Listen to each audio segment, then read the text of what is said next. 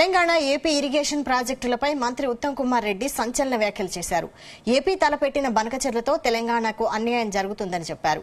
CWC apex council నిబంధనలకు బనకచెర్ల విరుద్ధంగా నిర్మిస్తున్న ప్రాజెక్టును ఎట్టి పరిస్థితుల్లో అంగీకరించేది లేదన్నారు.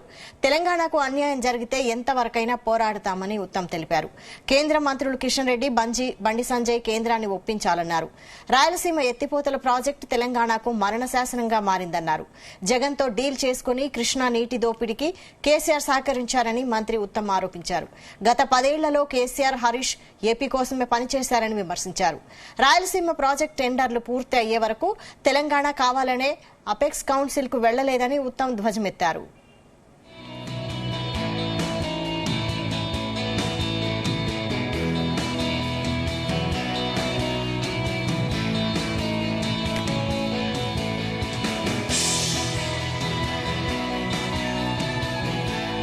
ఇదే అంశంపై మరిన్ని డీటెయిల్స్ బ్యూరో చీఫ్ నరేందర్ అందిస్తారు. నరేందర్. రైట్ వైశాలి, భారీ నీటిపారుదల శాఖ మంత్రి సీనియర్ గా ఉన్నటువంటి మంత్రి ఉత్తమ్ కుమార్ రెడ్డి కాసేపటి క్రితమే సెక్రటరియట్ లో చిట్ చాట్ నిర్వహించారు. చిట్ చాట్ లో చాలా అంశాలు, తన శాఖకు సంబంధించినటువంటి అంశాలతో పాటు ఇప్పుడు కాళేశ్వరం కమిషన్ సంబంధించినటువంటి నోటీసులు తీసుకున్న వాళ్ళు ఈరోజు రాజేందర్ అటెండ్ కావడం జరిగింది. అదే సమయంలో నెక్స్ట్ హరీష్ రావు హాజరు కాబోతున్నారు. తర్వాత కేసీఆర్ 11వ తేదీ హాజరవుతున్నారు. వీటి అంశాలతో పాటు తెలంగాణకు, ఆంధ్రకు ఉన్నటువంటి ప్రాజెక్టుల ఇష్యూ ఏదైతే నడుస్తుందో ఆ ఇష్యూల పైన కూడా ఆయన మాట్లాడారు. అందులో ప్రధానంగా మనం కొంతకాలంగా వింటున్నాం, బనకచెర్లలో ఇష్యూ ఏదైతే ఉందో సో తెలంగాణకు తీవ్ర అన్యాయం జరగబోతుంది.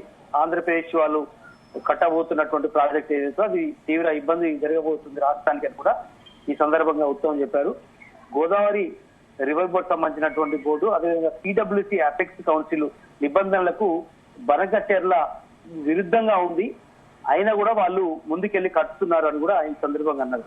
అంతర్రాష్ట్ర జల విధానానికి విరుద్ధంగా బనకచెర్ల ఉన్నందున ఇది చాలా ఇబ్బంది భవిష్యత్తులో ఉండబోతుంది అనే విషయాన్ని కూడా ఆయన చెప్పారు. దీన్ని ఎట్టి పరిస్థితుల్లో కూడా తెలంగాణ అంగీకరించబోదు. నిర్మలా సీతారామన్ కు లేఖ ద్వారా వివరించాము ఇప్పటికే. జనవరి 22న జలశక్తి శాఖ మంత్రి సిఆర్ పాటిల్ కూడా లేఖ రాసిన విషయాన్ని గుర్తు చేస్తున్నారంటూ ఆయన ఈ సందర్భంగా చెప్పారు. మాకు ఏపీ నుండి ఎలాంటి ప్రతిపాదన రాలేదని, వస్తే అన్ని నిబంధనలు పరిశీలిస్తామని మే నెలలోనే ఈ విషయాన్ని పాటిల్ రాశామని కూడా ఆయన గుర్తు చేశారు. చట్ట ప్రకారం ముందుకు వెళ్తామని పాటిల్ మాకు హామీ ఇచ్చిన విషయాన్ని కూడా ఆయన ఈ సందర్భంగా గుర్తు చేశారు. ఏపీ ఉల్లంఘన పూర్తిగా లేఖతో సవివరంగా వివరించామని, కేంద్రం చట్టవిరుద్ధంగా ఏపీకి సహకరిస్తుందని అనుకోవడం లేదని కూడా ఆయన సందర్భంగా గుర్తు చేశారు. తెలంగాణకు అన్యాయం జరిగితే ఎంతవరకైనా పోరాడతాం, రాజీ లేని పోరాటాన్ని చేస్తామన్నటువంటి విషయం కూడా చెప్పి ఈ ప్రభుత్వం మొత్తం కూడా అదే అంశానికి కట్టుబడి ఉంది.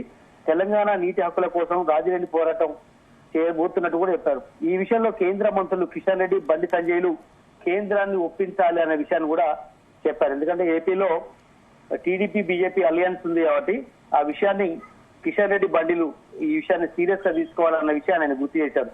కృష్ణాలో అన్యాయం జరుగుతుంటే 10 ఏళ్లు బీఆర్ఎస్ సహకరించింది.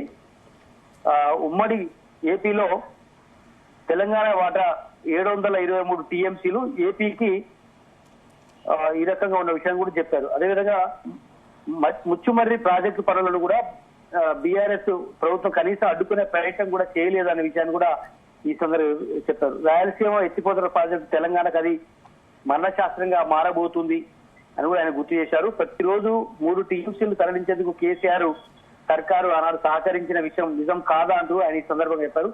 జగన్ తో అలైబలై చేసుకొని కృష్ణా నీటి దోపిడీ కేసీఆర్ ఆనాడు సహకరించినారని, ఏపీ దోచుకుంటే కేసీఆర్ సహకరించడం వల్ల ఇలాంటి పరిస్థితి వచ్చిందని కూడా ఈ సందర్భంగా ఆయన గుర్తు చేశారు. 10 ఏళ్లలో కేసీఆర్, హరీష్ రావు ఏపీ కోసమే పనిచేశారు తప్ప తెలంగాణకు పెద్దగా పెట్టింది ఏమీ లేదని కూడా ఈ సందర్భంగా ఆయన చిట్చాట్ లో పేర్కొన్నారు. కృష్ణాలో నీటిని తరలించారు. ఉమ్మడి ఏపీ కంటే ముచ్చుమర్రి, మల్యాలలో 10 ఏళ్ల కేసీఆర్ హయాంలో ఎక్కువ తరలించేందుకు పోయారని కూడా గుర్తు చేశారు. రాయలసీమ ప్రాజెక్టు టెండర్లు పూర్తయ్యే వరకు తెలంగాణ కావాలని అపెక్స్ కౌన్సిల్ కు వెళ్లలేదనే విషయాన్ని కూడా ఆయన హాట్ కామెంట్ చేశారు.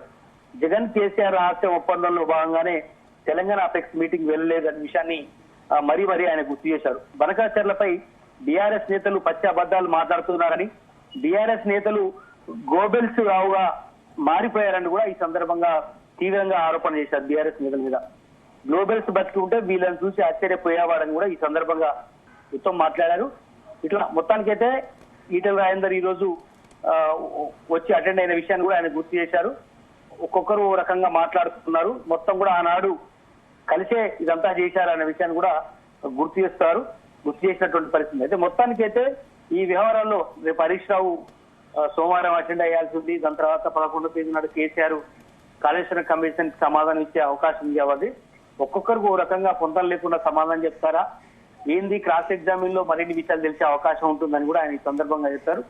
మొత్తానికి నీటిపారుదల రంగం మీద ఏపీ దోచేసుకున్న నీటి వాటాను వాడుకోవాల్సిన దానికంటే ఎక్కువ వాడుకోవడం, అదే సమయంలో ఇష్టానుసారంగా ప్రాజెక్టులను నిర్మించుకోవడం అనేది రాష్ట్రానికి తీరని అన్యాయం చేస్తుందన్న విషయాన్ని ఆయన అంతిమంగా తన చిట్చాట్ లో పేర్కొన్నారు. భవిష్యత్తులో కానీ ఇప్పుడు కూడా ప్రజెంట్ మేము పోరాడుతున్న విషయాన్ని కూడా ఆయన గుర్తు చేశారు. Right, thank you Narender.